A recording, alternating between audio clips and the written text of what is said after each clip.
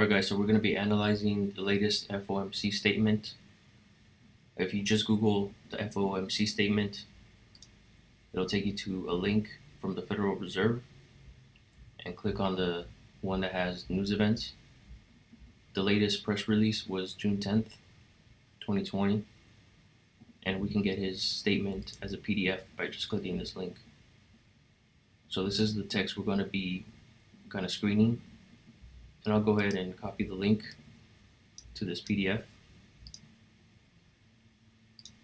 And some of the packages you're going to use are these here. So install those packages and then require them. Alright, so to read that PDF, we're going to use PDF text and then paste that link in there. Go ahead and run that line.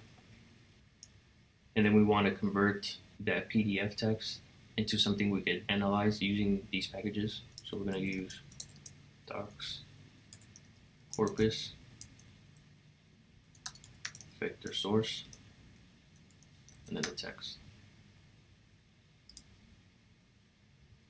And then we'll take a look at what it looks like here. So we want to format these paragraphs and eliminate characters we don't need, such as these here: periods, punctuation, numbers, dates. So we'll do that now. So we use space content transformer. We're going to use a function.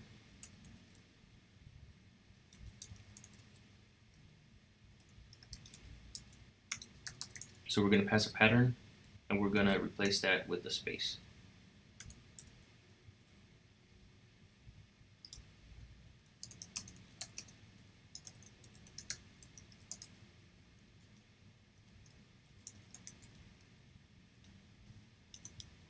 And here are some of the things I want to delete. Kind of using rejects for the items you don't need.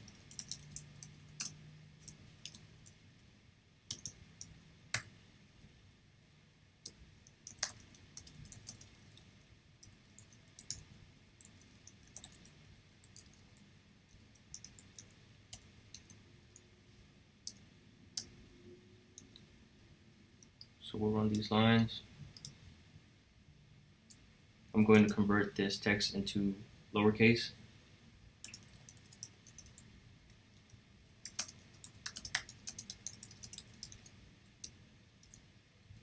So we'll use tmap.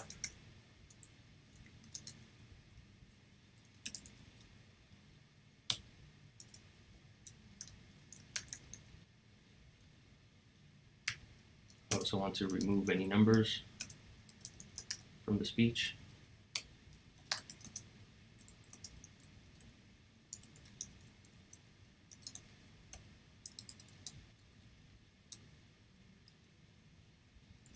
I want to remove any common English words such as and, but, the.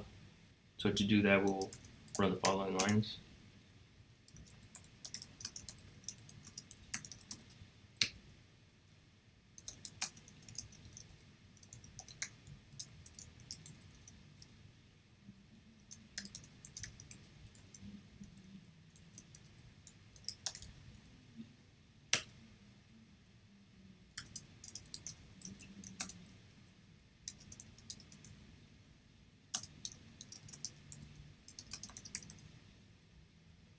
Next, I also want to remove certain words.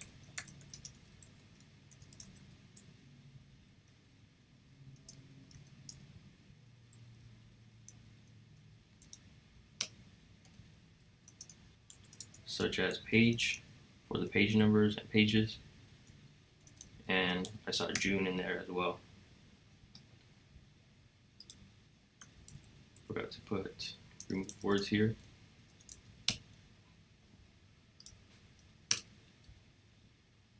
I'll go ahead and remove punctuation as well.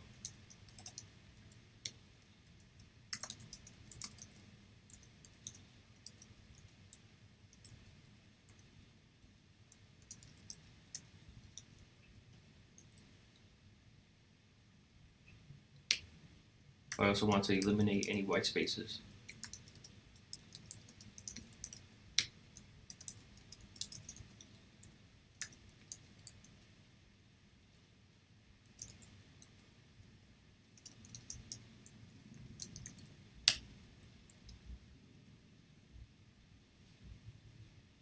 So we'll go ahead and run these lines here.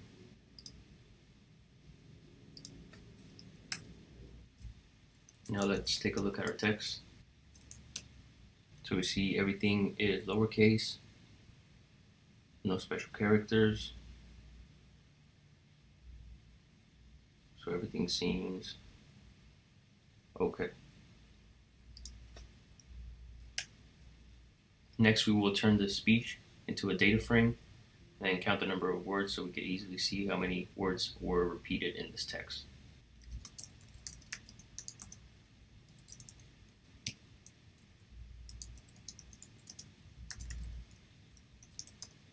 So we use term document matrix. We'll pass in docs.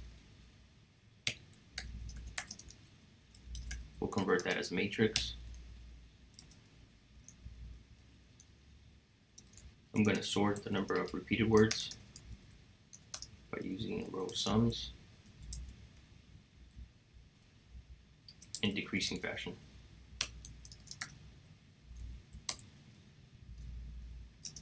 Next, we'll turn that into a data frame.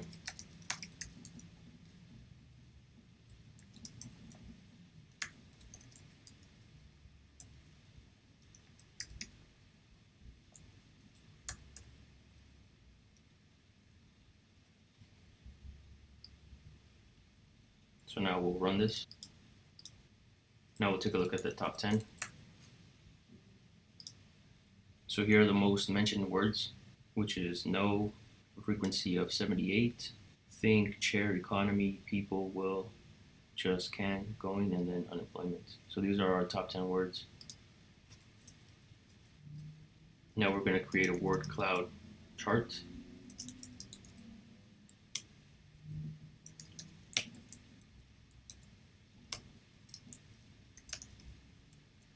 So our parameters are words.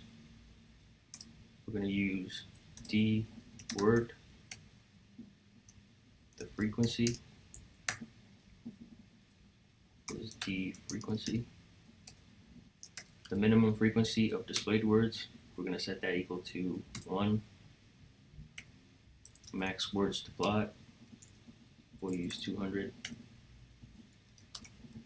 Random order, we'll use false. And then the proportion of words with a 90-degree rotation, we'll set that equal to 35%. And then our color scheme is going to be brewer, palette, we'll use set 2. Here are some of the colors you can use. So we got quite a few of them. So you can pick any that you might like and then just insert that as your brewer palette. So here, place in the number of colors to use at a minimum. I'm gonna open this up a little bit.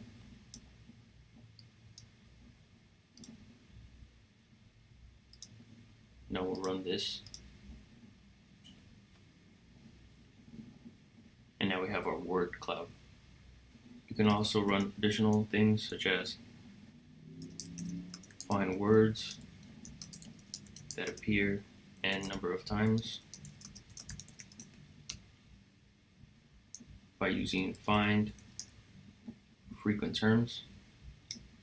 We'll pass in our document, the minimum frequency, set that equal to 10. So we get quite a few. Next, we'll take a look at the correlation between words.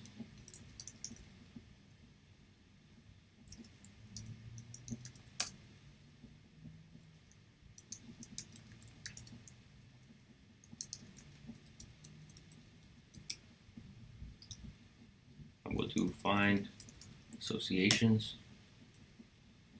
X equals our document. Terms, you can pass in as many as you want, but I'll take a look at no, since that was the most frequent term used. And then the correlation limit, we'll set that equal to 50%. So at least 50% correlation to the word no. More than that, and we get 3 words: people, going, and groups. The correlation is kind of weak, so we'll take a look at a statement and do Control F and find no.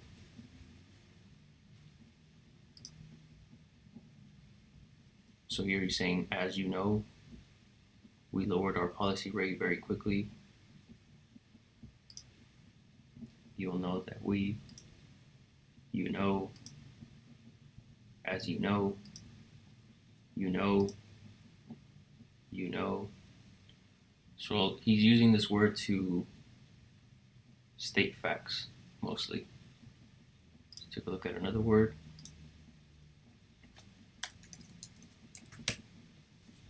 Think. So think is more of a opinion-based word. So we'll take a look at think. So here he's saying, and I think particularly the next few months will be very important in learning what the real story will be. So that's an opinion. If we didn't think that, of course, we would change our policy now. So you can see that in the dot plot, as I think he pointed out. I think actually if you look at the May employment report, it's pretty good. So I think we have to be humble about our ability to move inflation up. I think we're in the right place now. So a lot of opinions as well. A lot of facts and opinions in this text.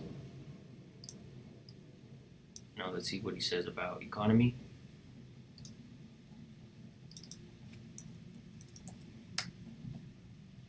So what we're thinking about is providing support for this economy.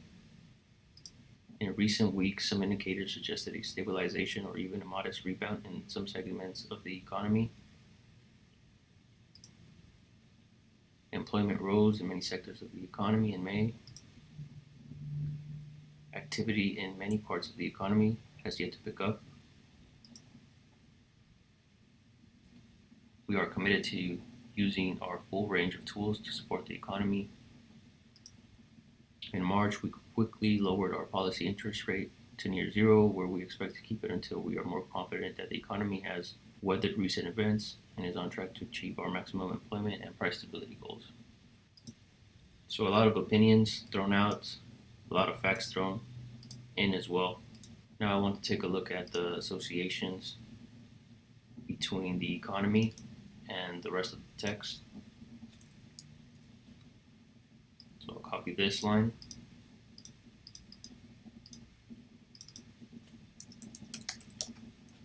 And set our correlation limit a little bit higher.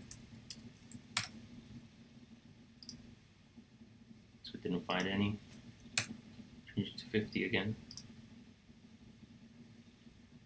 So here I found a 63% correlation to coming economy, flow, gradually, weathered, adjust, agency-backed, closely, developments directly, downsizing, economy, experience, financing. So there's a lot of mix thrown in with the word economy, but none that really have strong correlation. Let's take a look at unemployment. So a lot of correlation between the unemployment percentage. Nothing that really pops out. Let's take a look at inflation. So a lot of words mixed in with inflation. So we have low, lower, target, tools, which kind of correlate with what he's saying about having inflation kept at a very low target rate. Let's look at what he says about people. That word appeared pretty frequently. So 72% correlation to the word back. So I guess he's kind of inferring that they want to get people back to their jobs or returning back to work, millions. But then again, these have kind of a not so strong correlation, except for these two here. Let's look at what it says about markets. So they are kind of serving the market, trying to restore the market, expecting to go back to normal for the market. They have certain goals, but not so strong correlation. Lastly, I'll take a look at recovery. Quite a few words. Downturn, indicators, consumer, containing, demand, despite expectations. So look at what he says in his text as far as the recovery. Preserving the flow of credit, thus essential for mitigating damage to the economy and setting the stage for the recovery. I think downturn was one of our correlation words. Yeah. The extent of the downturn and the pace of the recovery remain extraordinarily uncertain and will depend in large part on our success in containing the virus. So uncertainty of a recovery at this point in time. We all want to get back to normal, but a full recovery is unlikely to occur until people are confident that it is safe to re-engage in a broad range of activities. The severity of the downturn will also depend on the policy actions taken at all levels of the government to provide relief and support the recovery when the public health crisis passes. So far there's kind of uncertainty on a recovery. Most of our words kind of negative.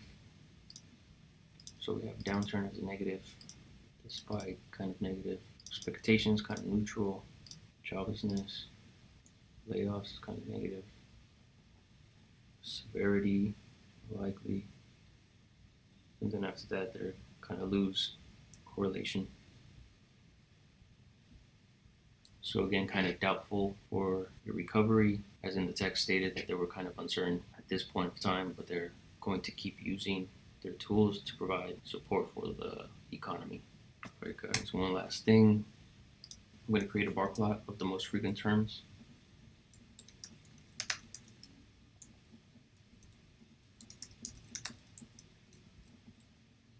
And we're going to use the top 15 words.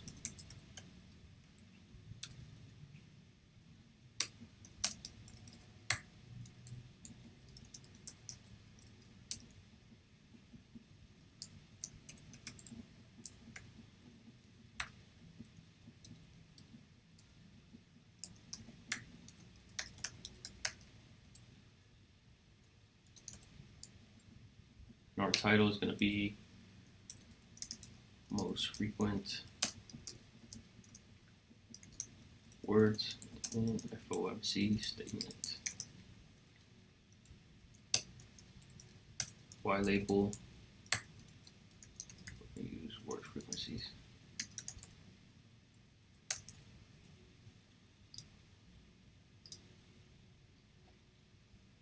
Nice. So now we have our top 15 repeated words in this FOMC statement.